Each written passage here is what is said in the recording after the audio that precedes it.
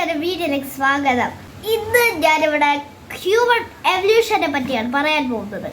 Homo erectus എന്നുള്ള ഒരു രൂപത്തിൽ നിന്നാണ് മനുഷ്യൻ്റെ ചരിത്രം തുടങ്ങുന്നത്, ജീവിത ചരിത്രം.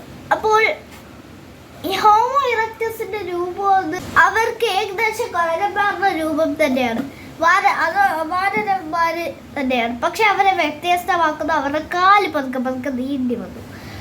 അങ്ങനെ അവർക്ക് ബാലൻസ് ചെയ്യാൻ പറ്റി. അങ്ങനെ അവർ ഓരോ എവല്യൂഷൻ ലൈക്ക് ഈ ഹോമോ ഇറക്ടസ് ഇത് നിവർന്ന് നടക്കാനുള്ള ശക്തിയുള്ള ഹോമോ സാപ്പിയൻസായി.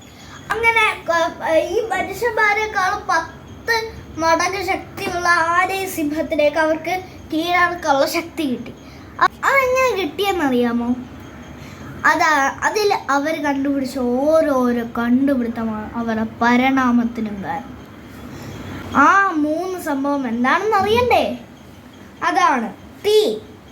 അതായത് ഏതെങ്കിലും ഒരു സാഹചര്യത്തിൽ രണ്ട് ഒരേ രീതിയിലുള്ള സംഭവങ്ങൾ കൂട്ടിയിടിച്ച് തീ ഉണ്ടാവുന്നതായി അവർ കണ്ടു കാണും. അങ്ങനെയായിരിക്കും മനുഷ്യർ തീ ഉണ്ടാക്കാൻ പഠിച്ചത്. പിന്നെ ഭാഷ, ലാംഗ്വേജ്, ഈ ഒരു ശക്തികളൊക്കെ കൂട്ടി ലോകത്തിനെ തന്നെ അടക്കി വാഴാനുള്ള ശക്തി മനുഷ്യർക്ക് ലഭിച്ചു.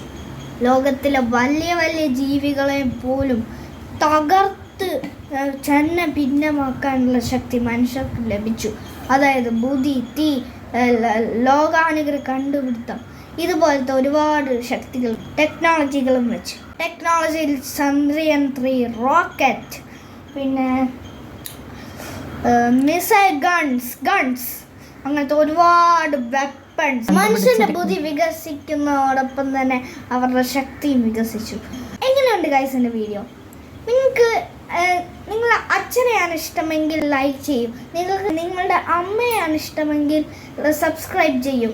ഇനി നിങ്ങൾക്ക് 2 പേരെയും ഇഷ്ടമാണെങ്കിൽ കമൻറ്റ് ചെയ്യും. ഇനി നിങ്ങൾക്ക് ആരെയും ഇഷ്ടമല്ലെങ്കിൽ ഷെയർ ചെയ്യും.